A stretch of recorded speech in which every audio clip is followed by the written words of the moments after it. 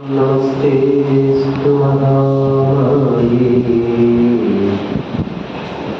श्रीपीठे सुरपूजिते शङ्खचक्रगदाहस्ते महालक्ष्मी नमोस्तुते।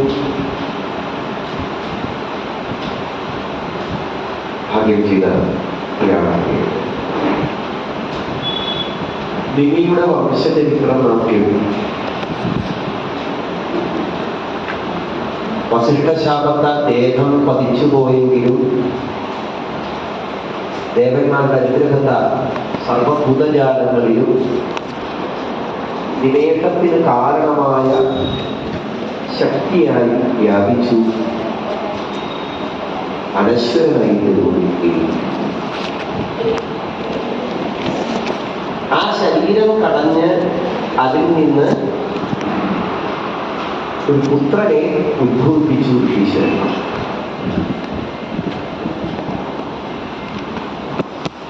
കാരണം പുരുഷശരീരമാണ്. അതിൽ നിന്ന് ജനിച്ചവൻ എന്ന അർത്ഥത്തിൽ ജനകൻ എന്ന പേര് അർത്ഥമുണ്ടായി.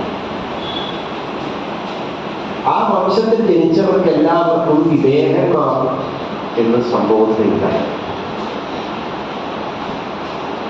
ഗംഗാതീരത്ത് വലിയൊരു നഗരം നിർമ്മിച്ചു. ആ നഗരത്തിലാണ് ആ വംശത്തിലെ പിന്തുതലമുറക്കാ വസിച്ചത്. ആ വംശം മകരത്തിൽ നിന്ന് ജനിച്ചവർ വസിക്കുന്ന ഇടം എന്ന അർത്ഥത്തിൽ മിഥില എന്ന പേരിൽ പ്രസിദ്ധമാണ്.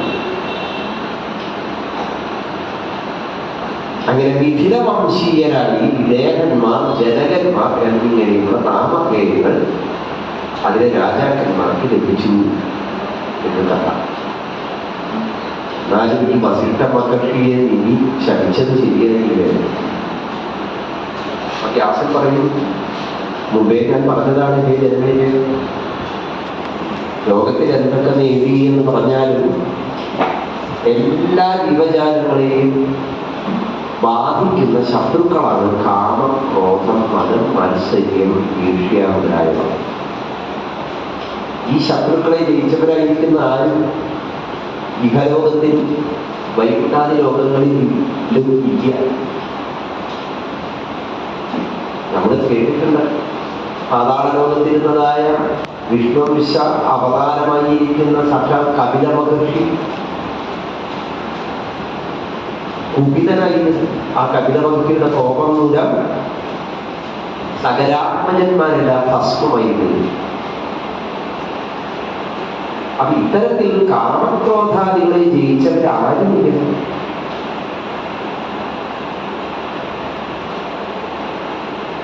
അങ്ങനെയാണല്ലോ ഹൈഹയ വംശം തന്നെ ഒടിഞ്ഞു പോയിരുന്നത് പരശുരാമന്റെ കൊണ്ടത്. അതിന് കാരണം എന്താ? ഹൈഹയന്മാർക്ക് ഭൃഗുവംശീയരായ ബ്രാഹ്മണരോട് തോന്നിയ കോപമാണ്. അതെന്താണ് ഹൈഹയന്മാരിൽ ഭൃഗുവംശീയർ തങ്ങളുടെ ശത്രുതയ്ക്ക് കാരണം എന്ന് ചോദിച്ചു. വ്യാസഭഗവാൻ പറഞ്ഞു, ജനമേ ചെയ്യാം. പണ്ട് കാർത്തവീര്യൻ എന്ന് പേരുള്ളതായ ഒരു രാജാവുണ്ടായിരുന്നു ഹൈഹയ വംശത്തിൽ. 1000 കൈകളുള്ള കാർത്തവീര്യാർജുനൻ ദത്താത്രേയ മഹർഷിയെ പുരോഹിതനാക്കിക്കൊണ്ട് അനവധി യജ്ഞങ്ങൾ ചെയ്ത് ദത്താത്രേയ മഹർഷിയുടെ അനുഗ്രഹത്താലാണ് 1000 കൈകൾ നേടിയത്. അത്ര തന്നെ ദാനം ചെയ്തവനായിരുന്നു. സർവസമ്പത്തും അദ്ദേഹം പലതരത്തിലുള്ള യജ്ഞാദികൾ ചെയ്ത് ദാനം ചെയ്ത് കാലാന്തരത്തിൽ അദ്ദേഹം ഉപയോഗിച്ചു. അദ്ദേഹത്തിന്റെ ദാനമഹിമ കൊണ്ട് ആ കുലം പ്രസിദ്ധമായെങ്കിലും പിന്നീട് ജനിച്ചവർക്ക് ദാരിദ്ര്യം സംഭവിച്ചു. അപ്പോൾ ഈ ഹൈഹയന്മാര് ഭൃഗു വംശീയരായിരിക്കുന്ന ബ്രാഹ്മണരോട് ദാനം ചോദിച്ചു. അപ്പൊ ഭൃഗ്വാദി ബ്രാഹ്മണർ പറഞ്ഞു, ഞങ്ങൾക്ക് രാജാക്കന്മാര് ദാനമായി നൽകിയ ധനമാണ്, അത് തിരിച്ചു ചോദിക്കുന്നത് ശരിയല്ല. പക്ഷെ ഹൈഹയന്മാർ ആഹ്വാനം ചെയ്ത് എത്രയും വേഗം സമ്പത്തെല്ലാം രാജകൊട്ടാരത്തിൽ കൊണ്ടുവന്ന് സമർപ്പിക്കുക. അപ്പൊ ഭൃഗബ്രാഹ്മണരൊക്കെ എന്ത് ചെയ്തു? അവരുടെ ആശ്രമത്തിന്റെ ഭൂമിയുടെ ഉള്ളിലൊക്കെ അത് കുഴിച്ചിടുകയും ചിലതൊക്കെ മറ്റു സ്ഥലങ്ങളിലേക്ക് മാറ്റുകയൊക്കെ ചെയ്തു.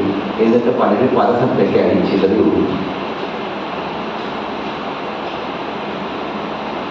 ഹൈഹയ രാജാവിന്റെ കിങ്കരന്മാര് ആശ്രമപ്രാന്ത പ്രദേശത്ത് വന്ന് നോക്കിയപ്പോൾ മണ്ണൊക്കെ ഇങ്ങനെ കിടച്ചു കിടക്കുന്നു. അവിടെ കുഴിച്ചു നോക്കിയപ്പോൾ അവിടെ ഒളിപ്പിച്ചു വെച്ച സമ്പത്തുകൾ.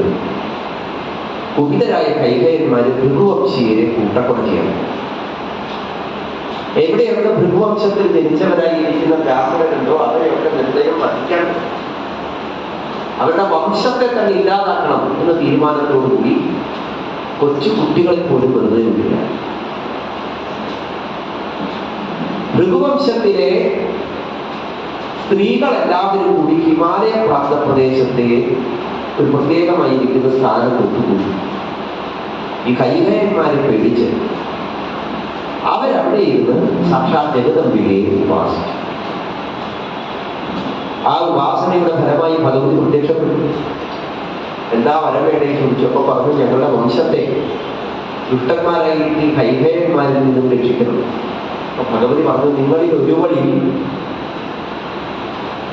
എന്റെ അനുഗ്രഹത്താൽ എന്റെ അംശത്തിൽ നിന്നും ഒരുവൻ ജയിക്കും, ആ പുത്രൻ നിങ്ങളുടെ വംശത്തെ പരിരക്ഷിക്കും എന്ന് അനുഗ്രഹം. ഹിമാലയ സാനുക്കളിൽ ബ്രാഹ്മണ പത്നിമാരെല്ലാം ഒത്തുകൂടിയിരിക്കുന്നു എന്ന് മനസ്സിലാക്കിയ ഹൈഹയന്മാരെ അവരെ അവിടെ എത്തി വധിക്കാനായിട്ട് തീരുമാനിച്ചു. ബ്രാഹ്മണൻ ഒന്നിച്ച് താമസിക്കുന്നതായ ഹിമാലയ സാനുക്കളിലെ ആ വനപ്രദേശത്ത് ഹൈഹയന്മാർ സൈന്യവുമായി വന്ന് പാടും. ബ്രാഹ്മണരെ നിലവിളിക്കാൻ തുടങ്ങി. ഈ സമയത്ത് ബ്രാഹ്മണ പത്നിമാരിൽ ഒരു വന്ന തുടയിൽ നിന്നും ഒരു പുത്രൻ ജനിച്ചു. ഈ ഹൈഹയന്മാരെ ആക്രോശിച്ചുകൊണ്ട് ഈ ബ്രാഹ്മണ പത്നിമാർക്ക് നേരെ പാഞ്ഞു വന്ന സമയത്ത് ഈ തുടയിൽ നിന്നും ജനിച്ച പുത്രൻ ഉഗ്രഭാവത്തോടുകൂടി അവരെ ഒന്ന് നോക്കി. ആ നോക്കിയതും അവരുടെ കണ്ണുകളിൽ നിന്ന് അതിദിവ്യമായിരിക്കുന്നതായ ഒരു തേജസ് എല്ലായിടത്തും ഉണ്ടായി. ആ തേജസ് പതിച്ചതും ഹൈഹയന്മാർക്ക് കാഴ്ചശക്തി നഷ്ടപ്പെട്ടു. കണ്ണു കാണാതെ അവർ നിലവിളിക്കാൻ വേഗം ഈ പുത്രനെ പ്രസവിച്ച സ്ത്രീയുടെ മുമ്പിൽ നിൽക്കുന്നവരായിരിക്കുന്ന ഈ ഹൈഹയന്മാര് അവിടെ തന്നെ സാഷ്ടാംഗം നമസ്കരിച്ച് സമസ്താപരാധം പറഞ്ഞു, ഞങ്ങളോട് കൊടുക്കണേ ഞങ്ങൾക്ക് കാഴ്ചശക്തി തിരിച്ചു തരുന്നു. അപ്പോൾ ഈ ബ്രാഹ്മണ സ്ത്രീയുടെ തുടയിൽ നിന്ന് ജനിച്ച പുത്രൻ അവരെ അനുസരിച്ചിട്ട് പറഞ്ഞു, നിങ്ങൾ എത്രയും വേഗം മടങ്ങിക്കൊള്ളുക. ഇനി മേലിൽ ഈ വംശത്തിൽപ്പെട്ട ആരെയും നിങ്ങൾ ഉപദ്രവിക്കരുത്. നിങ്ങൾക്കിതാ പഴയ പോലെ കാഴ്ചശക്തി തിരിച്ചു കിട്ടട്ടെ എന്ന് അനുഗ്രഹിക്കുന്നു. ഹൈഹയന്മാർ അന്ന് മുതൽ ആ പകയെല്ലാം അവസാനിപ്പിച്ചു മടങ്ങിക്കൊണ്ടു. ഈ തുടയിൽ നിന്ന് ജനിച്ച ആ ബാലനാണ് പിന്നീട് ഔർവൻ എന്ന പേരിൽ പ്രസിദ്ധനായത്. ഊരുവിൽ നിന്ന് ജനിച്ചവൻ എന്ന അർത്ഥത്തിലാണ് ഔർവൻ എന്ന പേര് വന്നു ചേർന്നത്. അപ്പൊ അതാ ജനമേജി ചോദിക്കുകയാണ്, ഈ ഹൈഹയ വംശം എന്ന പേര് തന്നെ ഒരു അത്ഭുതമായിരുന്നു. എങ്ങനെയാണ് ഈ പേരുണ്ടായത്? വ്യാസൻ കാട്ടുകയാണ്. പണ്ട് വൈകുണ്ഠത്തിൽ സാക്ഷാൽ മഹാവിഷ്ണുവിനെ പരിചരിച്ചുകൊണ്ട് ലക്ഷ്മിദേവി ഇരിക്കുന്നു. അങ്ങനെ ഇരിക്കുന്ന സമയത്താണ് അതാ ദൂരെ നിന്ന് രേവത്ത് ഉച്ചൈശ്രവസിന്റെ പുറത്ത് കയറി ഇങ്ങനെ സഞ്ചരിക്കുകയാണ്. അപ്പൊ മഹാലക്ഷ്മി കൗതുകത്തോടുകൂടി നോക്കി, ഇതാരായിരുന്നു? അതിവിചിത്രമായിരിക്കുന്നതായ ഭാവത്തോടുകൂടി വരുന്ന രേവന്തനെ അല്ല ലക്ഷ്മിദേവി നോക്കിയത്, രേവന്തൻ സഞ്ചരിക്കുന്ന കുതിരയെയാണ്. കുതിര ആരാ കുതിര? ലക്ഷ്മിദേവിയുടെ സഹോദരനാണ്. രണ്ടുപേരും ഉണ്ടായത് പാലാരിക്കുന്നാണ്. ആ സഹോദരനെ കണ്ട സന്തോഷത്തോടുകൂടി നിർനിമേഷയായി ലക്ഷ്മിദേവി ഇങ്ങനെ നോക്കി നിൽക്കുക. അപ്പൊ മഹാവിഷ്ണു ഇങ്ങനെ ലക്ഷ്മിദേവിയെ വിളിച്ച് ചോദിക്കുന്നുണ്ട്, ലക്ഷ്മി നീ ആരെയും നോക്കണത്? ലക്ഷ്മി അതൊന്നും കേൾക്കുന്നില്ല. ഇങ്ങനെ മഹാവിഷ്ണുവിന് ദേഷ്യം, ഒരു കുതിരയെ കണ്ട് അതിന്റെ സൗന്ദര്യത്തിൽ മയങ്ങി നിൽക്കുകയാണല്ലേ നീ, വെറുതെ അല്ല നിന്നെ എല്ലാവരും രമ എന്ന് വിളിക്കുന്നത്. എന്തിനും ലഭിക്കുന്നവളായ നീ ഒരു കുതിരയായി തീരട്ടെ.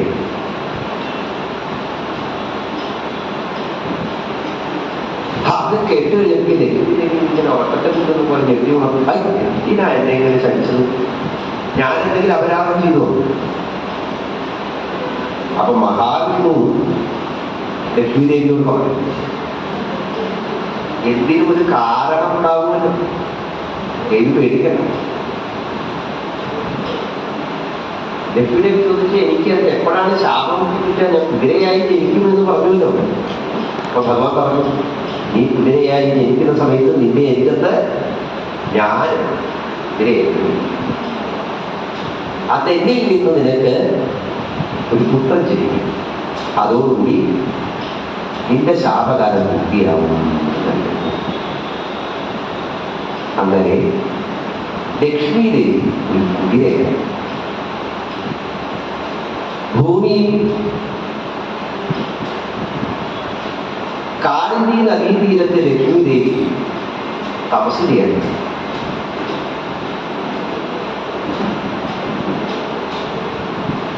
കാളിന്തി തപസാ സംഗമ തീരത്ത് ലക്ഷ്മിദേവി തപസ് ചെയ്യുമ്പോൾ അവിടെ സാക്ഷാൽ ശ്രീ പരമേശ്വരൻ പാർവതി ദേവിയോടൊപ്പം പ്രത്യക്ഷം. ലക്ഷ്മിദേവി പരമേശ്വരനെയാണ് മനസ്സിൽ ധ്യാനിച്ചത്. മഹാദേവൻ ചോദിച്ചു, പറഞ്ഞ എന്താണ് ലക്ഷ്മിദേവി? പരമ്പൊരുളായിരിക്കുന്ന സാക്ഷാൽ മഹാവിഷ്ണു തന്നെ ഭർത്താവായിട്ടുള്ള അവിടുന്ന് എന്ത് കാര്യത്തിനാണ് എന്നെ ധ്യാനിച്ച് തപസ് ചെയ്തിരിക്കുന്നത്? ലക്ഷ്മിദേവി പറഞ്ഞു, അങ്ങീ പറഞ്ഞ പരമ്പൊരുളായ മഹാവിഷ്ണു തന്നെ എന്നെ ഉപേക്ഷിച്ചിരിക്കുന്നു. ഒരു കാരണമില്ലാതെ അല്പാപരാധത്തിന് എന്നെ ശപിച്ച് ഞാനിപ്പോൾ കുതിരയായി മാറിയിരിക്കുകയാണ്. അങ്ങ് എനിക്ക് അനുഗ്രഹം തരണം. എത്രയും വേഗം ഈ ശാപകാലം പൂർത്തീകരിച്ച വിഷ്ണുവിനോട് ചേരാൻ, അതിനുവേണ്ടിയാണ് ഞാൻ അവിടുത്തെ പാതാളബന്ധങ്ങളിൽ എന്നെ തന്നെ സമർപ്പിക്കുന്നത് എന്ന് പറഞ്ഞപ്പോൾ മഹാദേവൻ ശരി, അല്ലയോ ലക്ഷ്മിദേവി, എത്രയും വേഗം ദേവിയുടെ ദുഃഖങ്ങൾക്ക് ഞാൻ ഒരു അഗ്നി വരുത്തി തരാം എന്ന് പറഞ്ഞ് സാക്ഷാൽ മഹാദേവൻ പറഞ്ഞു. എന്നിട്ട് തന്റെ ഒരു ഭൃത്യനെ മഹാവിഷ്ണുവിന്റെ അരികത്തേക്ക് പറഞ്ഞു. മഹാദേവൻ പറഞ്ഞ സന്ദേശം ആ ഭൃത്യൻ വിഷ്ണുവിന്റെ അടുത്ത് എന്ന് പറയുന്നത് എന്താണ്? ഹേ നാരായണ, സ്വന്തം ധർമ്മപത്നിയായ ലക്ഷ്മിദേവിയെ ഇങ്ങനെ പരിത്യജിച്ച എന്ത് സുഖമാണ് അന്വേഷിക്കുന്നത്? നോക്കൂ, ധർമ്മപത്നിമാരോടൊപ്പം ഇരിക്കുമ്പോഴല്ലേ യഥാർത്ഥത്തിൽ ഗൃഹസ്ഥം എന്ന് പറയുന്ന ധർമ്മം തുടരുകയുള്ളൂ. ആ ധർമ്മപത്നി ഉപേക്ഷിച്ചിട്ട് ആരെങ്കിലും ശാശ്വതമായ സുഖം അനുഭവിച്ചിട്ടുണ്ടോ എന്ന്? എന്റെ പത്നിയെ ഉപേക്ഷിച്ച് ഞാൻ എത്ര കാലം അനുഭവിച്ചു വിരഹം, സതീദേവിയെ കാണാതെ. ഇതൊക്കെ അങ്ങേക്ക് അറിയാവുന്നതല്ലേ. അതുകൊണ്ട് അങ്ങയുടെ ശാപം മൂലം പെൺകുതിരയായി കഴിയുന്ന ലക്ഷ്മിദേവിയുടെ അരികത്ത് ചെന്ന് എത്രയും വേഗം ആ ശാപത്തിന്റെ കാലം പൂർത്തീകരിക്കുക, ലക്ഷ്മിദേവി അനുസരിക്കുക എന്ന മഹാദേവന്റെ ദൂതൻ മഹാവിഷ്ണുവിന്റെ അരികത്ത് വന്ന് സന്ദേശം അറിയിച്ചപ്പോൾ മഹാവിഷ്ണു ചിരിച്ചു. എത്രയും വേഗം അതിന് വൃത്തി വരുത്തിക്കൊള്ളാമെന്ന് മറുപടി കൊടുത്തു. അങ്ങനെ സാക്ഷാൽ മഹാവിഷ്ണു കാളിന്തി തപസാ സംഗമ തീരത്ത് തപം ചെയ്യുന്ന ലക്ഷ്മിദേവിയുടെ അരികത്തേക്ക്, കുതിരയുടെ രൂപം ധരിച്ചിരിക്കുന്ന ലക്ഷ്മിദേവിയുടെ അരികത്തേക്ക് കയഗ്രീവമൂർത്തിയായി വന്നു ചേർന്നു മറ്റൊരു കുതിരയെ. അവരവിടെ കുറെ കാലം സുഖമായിട്ട് വസിച്ച് യഥാകാലം എത്തിയപ്പോൾ ലക്ഷ്മിദേവിക്ക് മഹാവിഷ്ണുവിൽ നിന്ന് ഒരു പുത്രൻ ജനിച്ചു.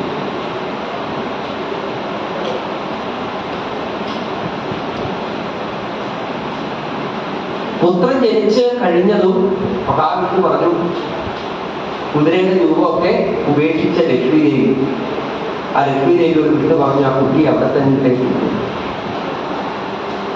ഇവനെ വളർത്താൻ യോഗ്യനായിരിക്കുന്ന ഒരുവൻ ഇവിടെ വന്നു ചേരും. അന്ന്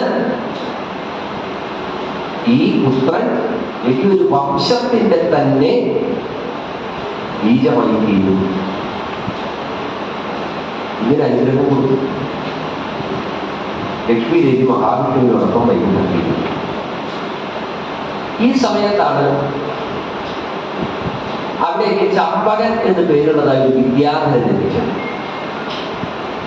ഈ ചമ്പക വിദ്യാധരൻ ഇന്ത്യയെ കണ്ടപ്പോൾ വേഗമായിരുന്നു നേരെ അതിനെ കൊണ്ടുപോയി തന്റെ ഭാര്യയെ ഏൽപ്പിച്ചു. ഈ കുട്ടി ദേവനാണോ അസുരനാണോ മനുഷ്യനാണോ ഏത് ജാതിയിൽപ്പെട്ടതാണെന്ന് എടുത്തോല്ല. അന്ന് ജാതി എന്ന് പറഞ്ഞാൽ അതാണ് ദേവൻ, അസുരൻ, മനുഷ്യൻ, ഗന്ധർവൻ, യക്ഷൻ. പക്ഷെ ഇതൊക്കെ ഒന്നിട്ട് തന്നെയാണ് കാര്യത്തെ. ആരും സൃഷ്ടിയുടെ പരമ്പര വെച്ച് നോക്കുമ്പോ മഹാവിഷ്ണുവിന്റെ നാട്ടിൽ നിന്ന് ബ്രഹ്മാവ്, ബ്രഹ്മാവിന്റെ ശരീരം പകർന്ന് സ്വായംഭൂവും ശതരൂപയും, സ്വായംഭൂവിന്റെയും ശതരൂപയുടെയും പുത്രിമാരായിട്ട് ദേവപുത്രി, ആകൃതി, പ്രസൂതി, പ്രിയവ്രതൻ, ഉദാനപാദൻ. അതിൽ പ്രസൂതിയെ ദക്ഷപ്രജാപതി വിവാഹം കഴിച്ചു. ദക്ഷപ്രജാപതിക്ക് പ്രസൂതിയിൽ 60 കന്യമാര് ജനിച്ചു. ആ 60 കന്യമാരിൽ 13 പേരെ കശ്യപ പ്രജാപതി വിവാഹം ചെയ്തു. 27 പേരെ ചന്ദ്രൻ വിവാഹം ചെയ്തു. 4 പേരെ ധർമ്മൻ വിവാഹം ചെയ്തു. ഈ പറഞ്ഞ കശ്യപ പ്രജാപതി വിവാഹം ചെയ്ത 13 പേരിൽ ദിതിയിൽ നിന്ന് ദൈത്യന്മാരുണ്ടായി, അനുദിയിൽ നിന്ന് ദേവന്മാരുണ്ടായി, ധനുവിൽ നിന്ന് ദാനവന്മാരുണ്ടായി, കല്ലുവിൽ നിന്ന് ഉരകങ്ങളുണ്ടായി, ഇടതയിൽ നിന്ന് പക്ഷിവർഗങ്ങളുണ്ടായി. അങ്ങനെ സ്വയംഭൂമനുവിന്റെ വംശപരമ്പരയിൽ നിന്ന് ജനിച്ചവരെയാണ് മനുവിന്റെ വംശത്തിൽ ജനിച്ചവർ എന്ന അർത്ഥത്തിൽ മനുഷ്യരെന്ന് പറയും. മനുഷ്യരെന്ന് പറഞ്ഞാൽ നമ്മൾ ഈ വ്യവഹരിക്കുന്നത് നമ്മൾ മാത്രമാണോ?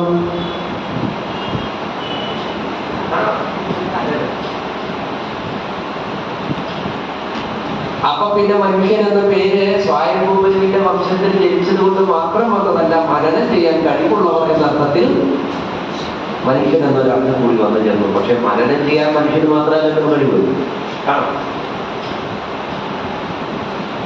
അപ്പൊ ഈ അസുരന്മാരും രാക്ഷസന്മാരും അപ്സരസുകളും യക്ഷന്മാരും കിന്നരന്മാരും ഒക്കെ സ്വയംഭൂമനുവിന്റെ ഈ വംശപരമ്പരയിൽ പ്രസൂതിയുടെ മക്കളിൽ കശ്യപ പ്രജാപതിക്ക് ജനിച്ചവരാണ്. അച്ഛനൊന്നാണ്. പ്രകൃതിയാകുന്ന ഗർഭപാത്രങ്ങൾ വ്യത്യസ്തമാണ്. അത്രയും. അങ്ങനെയുള്ള അച്ഛന്റെ പേരെന്താ? കശ്യപനെന്നാണ്. വേദത്തിൽ ചില തിരുത്തത ഉക്തി അനുസരിച്ച് ചില വാക്കുകൾ വ്യാഖ്യാനിക്കപ്പെടുന്നത് തലതിരിച്ച് അതിനെ എഴുതിയിട്ടാണ്. അപ്പൊ പശ്യതൻ എന്നായി അർത്ഥം. കശ്യപനാരാണ്? പശ്യകഹ. പശ്യകഹ എന്ന് പറഞ്ഞാൽ എന്താ അർത്ഥം? കാണുന്നവൻ, എല്ലാം കാണിച്ചു തരുന്നവൻ. ആരാണ്? സാക്ഷാൽ സൂര്യദേവൻ. അപ്പോൾ പിന്നെ അമ്മമാരാരാണ്? പ്രകൃതി തന്നെ. ഭൂമി ഗർഭപാത്രം, സൂര്യൻ അച്ഛൻ. അതുകൊണ്ടാണ് നമ്മൾ ഭൂമിയെ സമുദ്രവസനേ ദേവി പർവ്വതസ്ഥന മണ്ഡിതേ ഹരിപ്രിയേ നമസ്തുഭ്യം പാദസ്പർശം ക്ഷമസ്വമേ. അമ്മയെ എന്റെ പാദസ്പർശത്തെ ക്ഷമിച്ചാലും എന്ന് പറഞ്ഞ് തൊട്ട് തരികയിരിക്കുന്നത്. അമ്മ നമ്മളെ മാറോട് ചേർത്ത് വെക്കുന്നത് കൊണ്ടാണ് നമ്മൾ നടക്കുന്നതും ഇരിക്കുന്നതും ഓടുന്നതും ചാടുന്നതും. കാലത്ത് എഴുന്നേൽക്കുമ്പോൾ ഭൂർഭുവസ്വത്തരസവിതുവരെയും ഭർഗോദേവസ്യ ധീമഹി ധിയോ യോ ന പ്രചോദയാതെന്ന് സവിതാവിനെ അച്ഛനായിട്ട്, സൂര്യനെ അച്ഛനായിട്ട്, ഭൂമിയെ അമ്മയായി കാണാൻ പഠിപ്പിച്ച പുരാതനന്മ. നമുക്ക് പറഞ്ഞു തന്നത് ഇത് തന്നെയാണ്.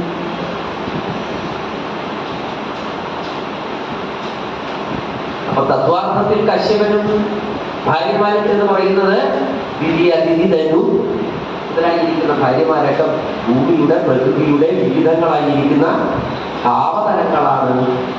ആ ഭാവതലങ്ങളിലേക്കാണ് സൂര്യന്റെ തേജോമയമായിരിക്കുന്ന ഊർജരാശികൾ വന്നു ചേരുന്നത്. നമ്മൾ നേരത്തെ കണ്ടു ജീവകണങ്ങളൊക്കെ ഭൂമിയിൽ ഓഷധികളിലേക്ക് എത്തിച്ചേരുന്നത് ചന്ദ്രനിലൂടെയാണ്.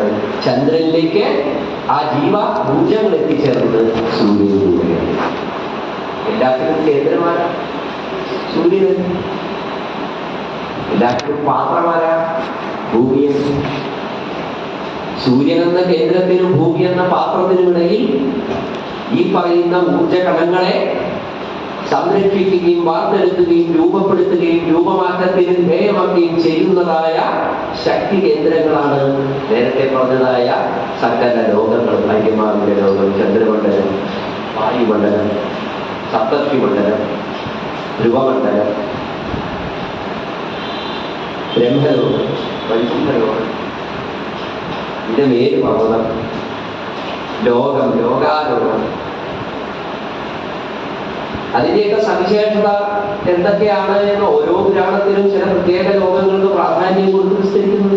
ഇതൊക്കെ മനസ്സിലാക്കണമെങ്കിൽ അപ്പൊ എന്ത് വേണമെന്ന് ഇതിലൂടെ ഒക്കെ കടന്നു പോരാ. ഇതൊക്കെ വെറുതെ വായിച്ചാൽ പോരാ. ഇതൊക്കെ വേണ്ടതുപോലെ മനസ്സിലാക്കി പറഞ്ഞു തരുന്ന ഒരാളുടെ അരികത്തിരുന്ന് കേൾക്കണം.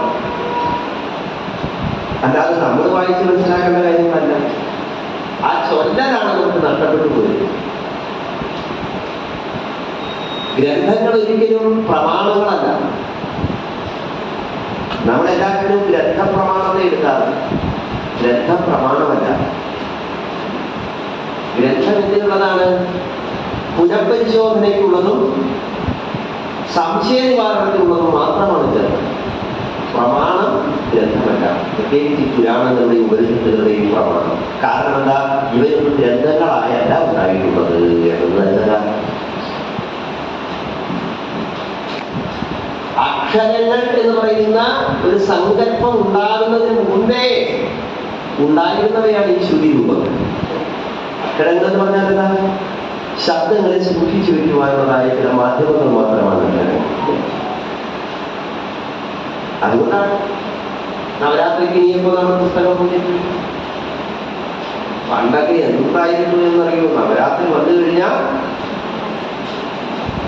ഒരു 3 ദിവസം ആഘോഷമാണ്. വേറെ ഒരു മുടക്കിനും ഇത്ര ആഘോഷമില്ല. കാരണം എന്താ? പണ്ടെപ്പോഴും അറിയാതെ എങ്കിലും വല്ല പുസ്തകം എടുത്ത് ഇങ്ങനെ നിവർത്താൻ തുടങ്ങിയ അപ്പ കാരണന്മാര് പുസ്തകം തുടങ്ങരുത്, വായിക്കരുത്. ലോകത്ത് എവിടെയെങ്കിലും ഉണ്ടോ ഇങ്ങനൊരു സംസ്കാരം? വായിക്കരുത്, പഠിക്കരുത് എന്ന് പറയുന്ന 3 ദിവസം നമുക്ക് ഉണ്ടായിരുന്നു. വലിയ സന്തോഷമാണ്. അതൊക്കെ 4 ദിവസമൊക്കെ പുസ്തകം പുതിയുണ്ടെങ്കിൽ പറയേ വേണ്ട, കേമായി. എന്താ ഈ പറഞ്ഞതിന്റെ അർത്ഥം? പുസ്തകം പൂജ എന്ന് പറഞ്ഞാൽ എന്താ? ആദ്യം പുസ്തകം എന്താന്ന് പറഞ്ഞാൽ മനസ്സിലാക്കണം. എന്താ പുസ്തകം? പുസ്തീകരോധി ഈ പുസ്തകം. പുസ്തീകരിക്കപ്പെട്ടതാണ് പുസ്തകം. പുസ്തീകരണം എന്ന് പറഞ്ഞു കഴിഞ്ഞാൽ ചായക്കുത്തുകള് മുതലായവ ഉപയോഗിച്ച് മണ്ണ്, തുകല്, മരം എന്നിവയിലേക്ക് ഉണ്ടാക്കിയെടുക്കുന്നതായ പ്രതീകങ്ങളെയാണ് പുസ്തകം എന്ന് പറയുന്നത്. ഇപ്പോഴല്ലേ അച്ചടിച്ച പുസ്തകങ്ങളായിരുന്നു. അപ്പൊ പുസ്തകം എന്ന് പറഞ്ഞാൽ എന്താ? പ്രതീകങ്ങളാണ്. എങ്ങനെ മനുഷ്യന്റെ നൈസർഗിക ശക്തി ഉപയോഗിച്ച് ചില ചായക്കുട്ടുകളും മറ്റും ഉപയോഗിച്ച് ഉണ്ടാക്കിയെടുക്കുന്ന പ്രതീക രൂപങ്ങൾ. അപ്പോൾ ചിത്രങ്ങൾ, ശില്പങ്ങൾ, ഇതൊക്കെ പുസ്തകങ്ങളാണ്. പഴയ പുസ്തകങ്ങൾ എന്ന് പറഞ്ഞാൽ അതാണ് ചിത്രപ്പണികളോട് കൂടിയതായ ഒത്തി എഴുതിയതും അങ്ങനെയുള്ളതിനെയാണ് പുസ്തകം എന്ന് പറയുന്നത്. അപ്പൊ പിന്നെ എന്താ? പുസ്തക പൂജാരികളോട് ബൊമ്മക്കൊരു പുസ്തക പൂജയാണ്. ബൊമ്മക്കൊരു കിട്ടിയില്ലേ? ബൊമ്മ എന്താ? ശരിക്കും പ്രതീകങ്ങളാണ്. ഒരു ബൊമ്മക്കൊരു കണ്ടു നിന്ന് കഴിഞ്ഞാൽ ആ ബൊമ്മക്കൊരുവിലെ ബൊമ്മകളെ വെച്ചിരിക്കുന്നത് ഓരോന്നും ഓരോ കഥകളാണ്. ഓരോ കഥകളാ. പാരായണമന്ത്രം കാണാം, ദശാവതാരം കാണാം, അഷ്ടലക്ഷ്മിമാരെ കാണാം, ശിവപാർവതിമാരെ കാണാം, രാധമൂർത്തിയെ കാണാം. അതിൻ്റെയൊക്കെ അപ്പുറത്ത് മുമ്പിലായിട്ട് ഒരു തുളസിത്തറയും അതിൻ്റെ ഇപ്പുറത്തും ഒരു അമ്യാരെ ദർശനം കാണാം.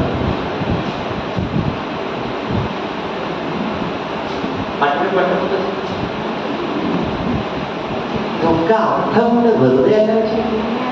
ഇപ്പൊ പുസ്തക പൂജ എന്ന് പറഞ്ഞ ഈ ബൊമ്മ എന്ന് പറയുന്നത് പുസ്തകം അല്ലാന്നല്ല, അതും പുസ്തകമാണ്. കാരണം എന്താ? അതിൽ കഥകൾ ഉൾക്കൊള്ളുന്നു, അവ പ്രതീകങ്ങളാണ്. അപ്പൊ അത് പുസ്തീകരിക്കപ്പെട്ടവയാണ്. നമ്മുടെ ക്ഷേത്രങ്ങളിൽ കാണുന്ന ചുമർചിത്രങ്ങൾ അല്ലേ, അതൊക്കെ പുരാണ കഥകളാണ്.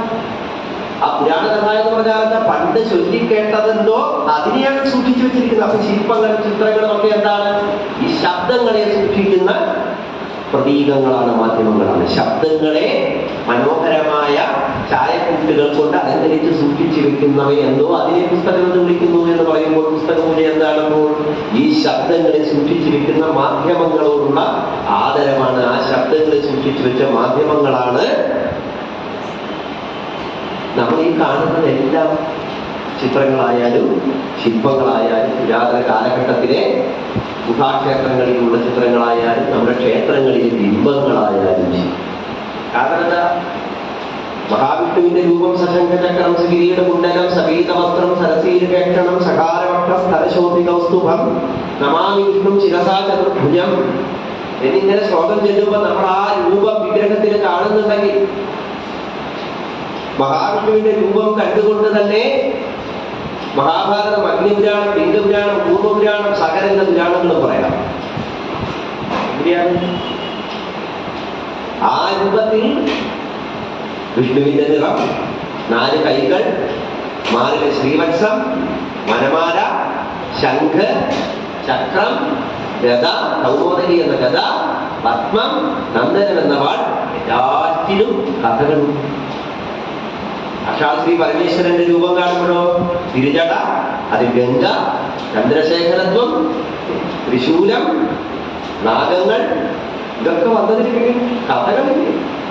ചന്ദ്രക്കാർ ഭഗവാന്റെ തെറ്റി എന്ന് പറയുമ്പോഴേക്കും സോമതീർത്ഥത്തിന്റെ കഥയായി. വെറും കഥ മാത്രമല്ല, സ്ഥലങ്ങൾ കൂടി നമുക്ക് ഓർമ്മപ്പെടുത്തി.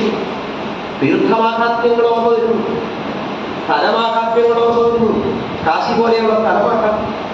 വ്യാഘ്രേശ്വരനായ ഭഗവാൻ, കൃത്തിവാസേശ്വരനായ ഭഗവാൻ, നടരാജനായ ഭഗവാൻ, അർദ്ധനാരീശ്വരനായ ഭഗവാൻ, ഗംഗാധരൻ, ഇതൊക്കെ എന്താണ്? പുസ്തകപൂജാർക്കാരെന്താ? ഈ പുരാതനമായിരിക്കുന്ന അറിവുകളെ സംരക്ഷിക്കുന്ന ആ മാധ്യമങ്ങളിലൂടെ ആ പുരാതനമായ അറിവുകളെ ആദരിക്കുകയാണ് പുസ്തകപൂജയിലൂടെ. ആ അറിവിന്റെ പ്രതീകമാണ് ആര്? സാക്ഷാൽ സരസ്വതി. സരസ്വതിയുടെ കയ്യിലെന്താ? അക്ഷമാല. യുക്തിയാണ് അക്ഷമാല. അക്ഷം എന്ന് പറഞ്ഞ സംഖ്യ, യുക്തിയാണ്. അതിന്റെ പ്രതീകമാണ് അക്ഷമാല. യുക്തിപൂർവം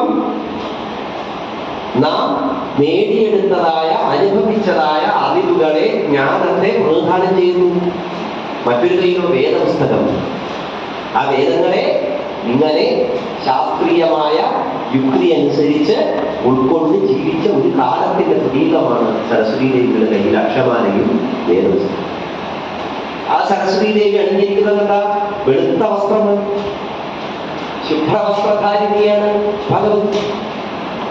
ആ ശുഭ്രവസ്ത്രം എന്തിന്റെ പ്രതീകമാണ്? അതിമഹത്തരമായിരിക്കുന്നതായ ജ്ഞാനസ്വരൂപിണിയാണ് ഭഗവതി എന്നാണ് നമ്മൾ കേട്ടിരിക്കുന്നത്.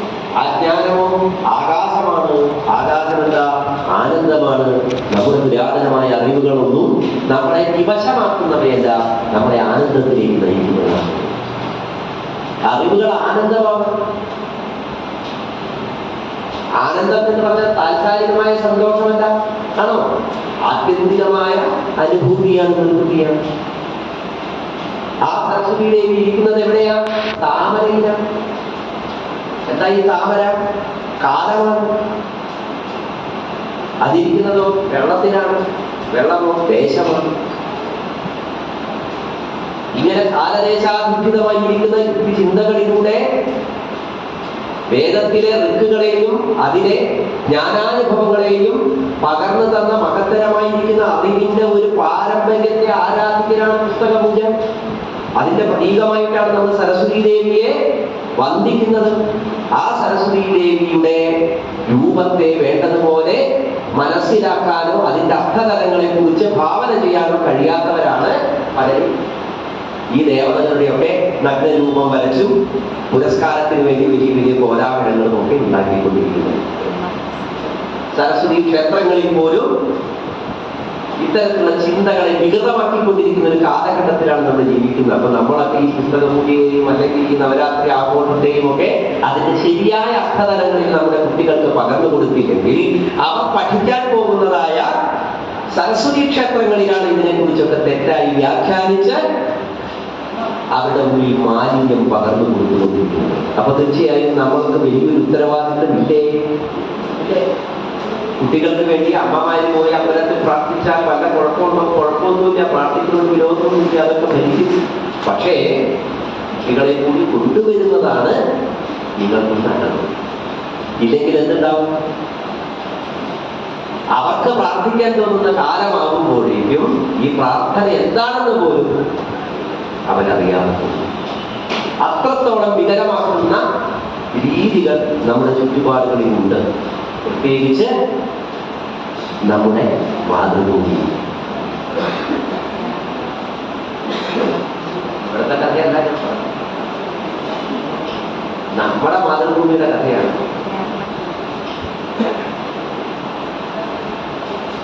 എല്ലാത്തിനെയും അക്ഷരം എഴുതാൻ തുടങ്ങുമ്പോഴേക്കും ഇനിയിപ്പോ ഈ വിദ്യാരംഭത്തിന്റെ കാലമാകുമ്പോൾ വിദ്യാരംഭം കുടിക്കാൻ വേണ്ടി ആളുകളെ ക്ഷണിച്ചുകൊണ്ട് വലിയ വലിയ പത്രമാഫീസുകളിലൊക്കെ വലിയ വലിയ എഴുത്തുകാരികളെ കൊണ്ടുവന്ന് എഴുത്തിനിരുത്താൻ വേണ്ടതായ ആഹ്വാനങ്ങളും പരസ്യങ്ങളും നിങ്ങൾ കണ്ടുവന്നു.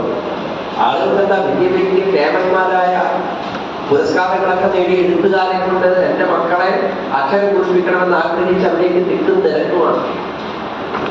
അത് കുഴപ്പമൊന്നുമില്ല. പണ്ഡിതന്മാരെ കൊണ്ട് അക്ഷരം എഴുതിക്കുക എന്ന് പറഞ്ഞാൽ നമുക്ക് കിട്ടുന്ന ഒരു ഭാഗ്യമാണെന്ന് കരുതാം. പക്ഷെ യഥാർത്ഥത്തിൽ അക്ഷരം കുറിക്കേണ്ടത് സ്വന്തം അച്ഛൻ തന്നെയാണ്. പിന്നെ എഴുത്തച്ഛന്മാരിലേക്ക്, എഴുത്തച്ഛൻ എന്ന് പറഞ്ഞാൽ ഗുരുസ്ഥാനം, പഴയകാലത്തെ അക്ഷരം എഴുതിക്കുന്നവരെ പറഞ്ഞിരുന്ന പേരാണ്. അങ്ങനെ ഗുരുക്കന്മാരെ കൊണ്ട് എഴുതിക്കുക എന്നൊരു കാലം ഉണ്ടായിരുന്നു. അതിനെന്താ കാരണം? അന്നത്തെ കാലത്ത് അക്ഷരമ്മമാർക്കൊന്നും വലിയ വിദ്യാഭ്യാസം ഉണ്ടായിരുന്നില്ല, അല്ലേ? സ്വന്തം മക്കൾക്ക് അക്ഷരം എഴുതി കൊടുക്കാനുള്ള വിദ്യാഭ്യാസം സ്വന്തം അച്ഛനമ്മമാർക്ക് ഇല്ലാത്ത കാലത്ത് അവരാഗ്രഹിച്ചു, നമ്മുടെ കുട്ടികളെങ്കിലും നന്നായി പഠിക്കട്ടെ, അവർ അക്ഷരം എഴുതട്ടെ, അക്ഷരം അറിയുന്നവരെ കൊണ്ട് അവരെ കൊണ്ട് എഴുതിക്കാൻ. അങ്ങനെ ഇടങ്ങളിലേക്ക് പോയിരുന്നത് നമ്മളൊരു ആചാരമായി പാരമ്പര്യമായി സ്വീകരിച്ചു. അങ്ങനെയാണ് പിന്നീട് അത്തരത്തിലുള്ളതായ ആളുകൾ നമ്മുടെ സമൂഹത്തിൽ അങ്ങനെയുള്ള ആളുകളെ തേടി പോകുവാൻ ഏറ്റവും എളുപ്പമുള്ള മാർഗം നമ്മൾ ആരാധിക്കുന്ന ക്ഷേത്രങ്ങൾ, അവിടെ വിദ്യാലയത്തിൽ നടക്കുമ്പോൾ അവിടെ പോയി അക്ഷരം എഴുതിക്കുക എന്ന്. അപ്പൊ അതാണ് നടക്കുന്നത്.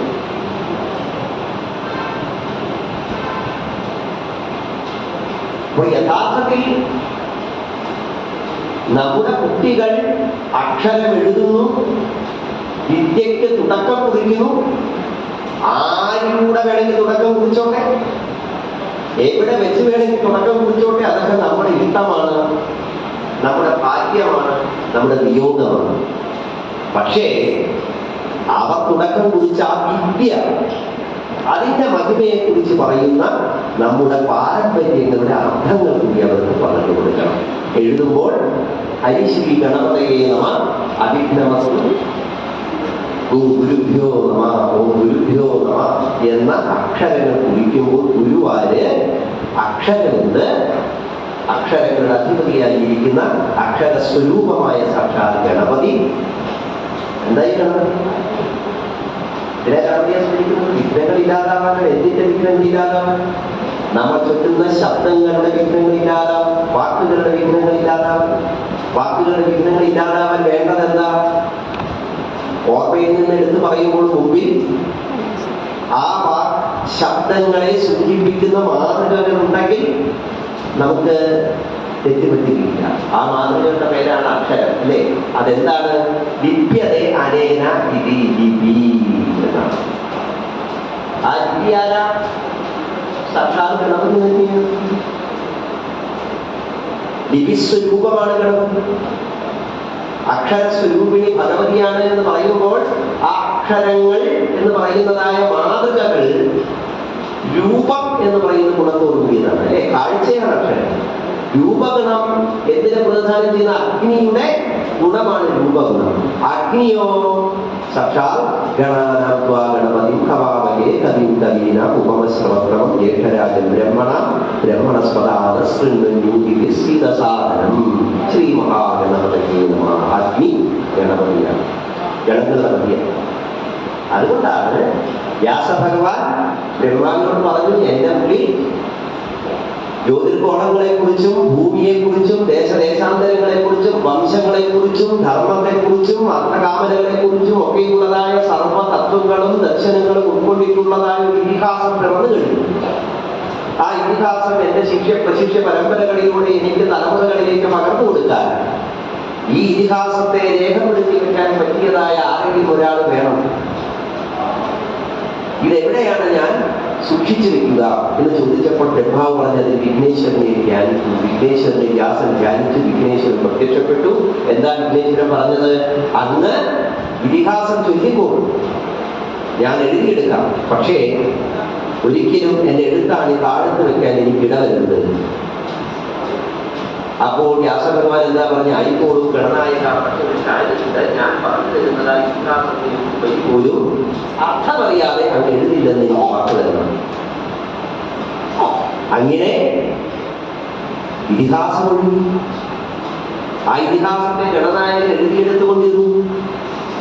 അങ്ങനെ എഴുതിയെടുത്തുകൊണ്ടിരിക്കുന്ന സമയത്ത് 8000 കൂടങ്ങൾ വ്യാസൻ നിർമ്മിച്ചു.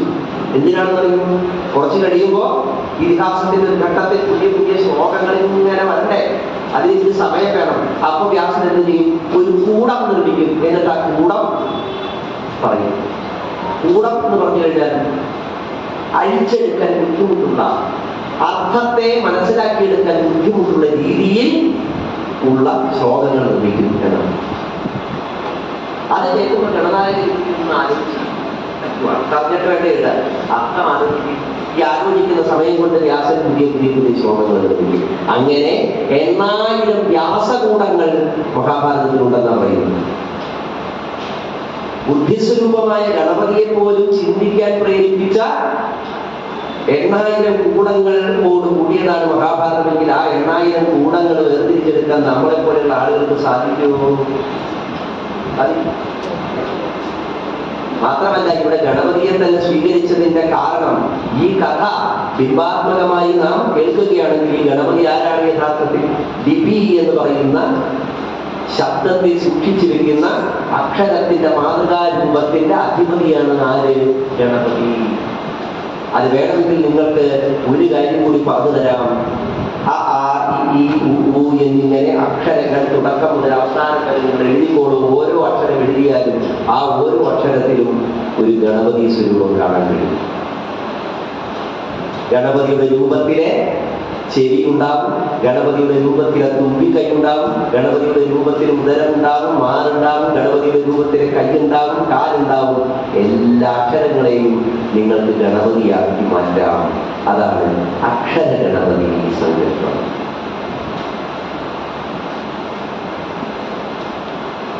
കാരണന്മാര് കഥകളൊക്കെ പറഞ്ഞത് വെറുതെ അല്ല എന്നെങ്കിലും മനസ്സിലാക്കാൻ ഈ പറഞ്ഞ കാര്യങ്ങളെ കൊണ്ട് നിങ്ങൾക്ക് സാധിച്ചുവെങ്കിൽ അല്പമൊക്കെ ഞാൻ സാർത്ഥത നേടി എന്ന് പറയാം.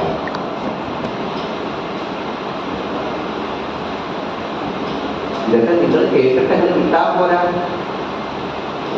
എവിടതോ തൃശ്ശൂരിൽ വന്ന ഏതോ ഒരു ആചാര്യനും കൂടെ വന്നിരുന്ന കുറെ കാര്യങ്ങളൊക്കെ പറഞ്ഞു, എന്തൊക്കെയോ പറഞ്ഞു എന്ന് പറഞ്ഞ് അങ്ങനെയൊക്കെ കുറച്ച് ദിവസം കഴിഞ്ഞാൽ ചിലപ്പോൾ 2-3 ദിവസം കൂടി ഇങ്ങനെ പറഞ്ഞ കാര്യങ്ങളൊക്കെ വ്യത്യസ്തമായ ചില കാര്യങ്ങളൊക്കെ പറഞ്ഞ് നമുക്കൊന്ന് ആലോചിക്കാം എന്നൊക്കെ പറഞ്ഞ് എല്ലാവരും കൂടി ഇരിക്കും. എപ്പോഴെങ്കിലും കാണുമെന്ന് പറയും. കുറച്ച് കഴിഞ്ഞ് ഒരാഴ്ച കൂടി കഴിഞ്ഞാൽ അത് പറഞ്ഞു വേറെ ചില കാര്യങ്ങളായി കഴിഞ്ഞാൽ പറഞ്ഞു.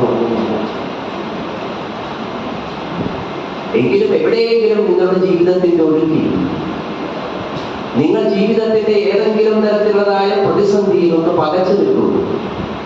ഈ യജ്ഞവേദിയിൽ വെച്ച് കേട്ടതായ ഏതെങ്കിലും വാക്കുകൾ നിങ്ങളെ തേടി വന്ന് നിങ്ങളെ സാന്ത്വനിപ്പിക്കുന്നുണ്ടെങ്കിൽ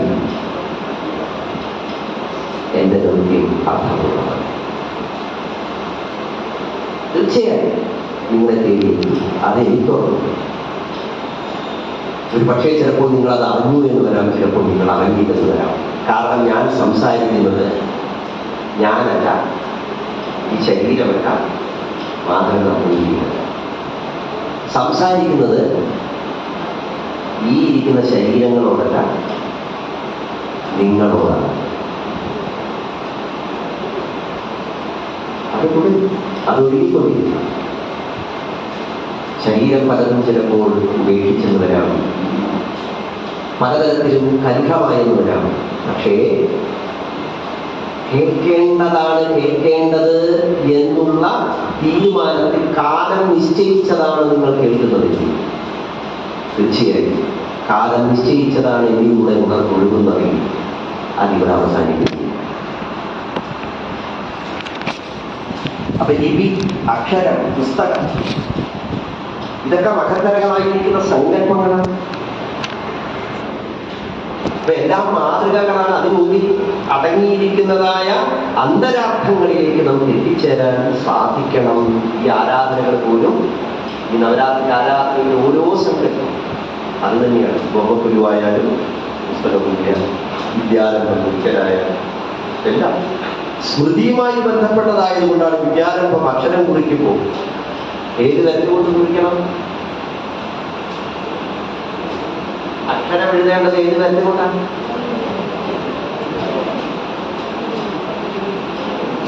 ആകെ സംശയമാണ്. മോതിരവരലുകൊണ്ടാണ് എഴുതുന്നത്. അതിന് കാരണം മോതിരവരലാണ്. അപാത്മന ജലം കൽപ്പയാണ്, ജലത്തിന്റെ പ്രതീകം. നമ്മുടെ ശരീരത്തിലെ ജലാംശത്തെ പ്രതിദാനം ചെയ്യുന്നതാണ് ഈ മോതിരം. നമ്മുടെ ശരീരത്തിലെ ജലാംശം എന്ന് പറഞ്ഞാൽ എന്താ? മണിക്കൂറിൽ 40 കിലോമീറ്റർ വേഗതയിൽ ഒഴുകിക്കൊണ്ടിരിക്കുന്ന രക്തചംക്രമണ വ്യവസ്ഥ. ആ രക്തപ്രവാഹത്തിന്റെ താളമാണ് നമ്മുടെ തലച്ചോറിനെ പ്രവർത്തിപ്പിച്ചുകൊണ്ടിരിക്കുന്ന, ഓർമ്മകളെ നിലനിർത്തുന്നത്. നിങ്ങൾ 4 ദിവസം വെള്ളം കുടിക്കാതിരുന്നാൽ നിങ്ങളുടെ ഓർമ്മകൾ മുഴുവൻ നിങ്ങൾക്ക് നഷ്ടപ്പെടും. നിങ്ങളുടെ ശരീരത്തിൽ ജലാംശം കുറയുന്നതിനനുസരിച്ച് നിങ്ങളുടെ ഓർമ്മകൾ നഷ്ടപ്പെടുക എന്നതായ ആ രോഗം പെട്ടെന്ന് നിങ്ങൾക്ക് വന്നിരിക്കും. അത് ജനറ്റിക്കാണെന്നൊക്കെ പറയും. ഈ ജനറ്റിക്കായിട്ടുള്ളതാണ് എല്ലാ രോഗങ്ങളും. അതിനും പുറപ്പെടാൻ ചില സാഹചര്യങ്ങൾ ചിലരിൽ വേഗത്തിലാവും, ചിലരില് വളരെ വൈകിയാവും. ഈ സാഹചര്യങ്ങൾ ഒരുക്കുന്നത് എന്താണ്? നമ്മുടെ ആഹാര വിഹാരാദികളാണ്, നമ്മുടെ നിത്യരുചികളാണ്. എന്തായാലും ആ ലക്ഷ്മി ദേവി മഹാവിഷ്ണുവിൽ നിന്ന് തനിക്ക് ജനിച്ചതായ പുത്രനെ അവിടെ ഉപേക്ഷിച്ച് പോയതിന്റെ പിന്നാലെ ചെമ്പകൻ ആ പുത്രനെ ഇവിടുത്തെ ഇന്ദ്രന്റെ അരികിലെത്തി. ഇവൻ യക്ഷനോ ഗന്ധർവനോ ആരോ എന്നറിയാൻ വേണ്ടിയാണ് ഇന്ദ്രന്റെ അരികത്തെത്തിയിട്ട് ഇന്ദ്രൻ പറഞ്ഞു, ഈ കുട്ടിയെ വേഗം എവിടെ നിന്നാണ് എടുത്തത് അവിടെ കൊണ്ടുപോയില്ല. കാരണം ഈ കുട്ടിയെ എടുത്ത് വളർത്തേണ്ടത് നീയല്ല, ഇവൻ വളരേണ്ടത് നിന്റെ ലോകത്തല്ല, ഇവൻ വളരേണ്ടത് ഭൂമിയിലാണ്. ചമ്പകൻ വേഗം ആ കുട്ടിയെ തിരിച്ചു കൊണ്ടുപോയി കിടത്തി. അവിടേക്ക് യയാതി വംശത്തിൽ ജനിച്ചവനായിരിക്കുന്ന സാക്ഷാൽ ഉർവസു മക്കളില്ലാതെ വിഷമിച്ച് അവിടെ തപസ് ചെയ്യുന്നുണ്ടായി. ആ ഉർവസു അതുകൊണ്ടില്ലാത്ത സമയത്ത് ആ കുട്ടിയുടെ കരച്ചിൽ കേട്ടു. ആ കുട്ടിയെ എടുത്ത് വളർത്തി. ആ കുട്ടിയാണ് ഏകവീരൻ എന്ന പേര്. ഹയഗ്രീവനായ മഹാവിഷ്ണുവിൽ നിന്നും ഹയമായ ലക്ഷ്മി ദേവിയിൽ നിന്നും ജനിച്ചതായ ആ പുത്രനിലൂടെ ലോകത്ത് കീർത്തി പെറ്റതായ വംശമാണ് ഹരിഹയ വംശം. ഇനി ഏകവീരന്റെയും തുടർന്നുള്ളതായ കഥകൾ നമുക്ക് അല്പസമയം കഴിഞ്ഞു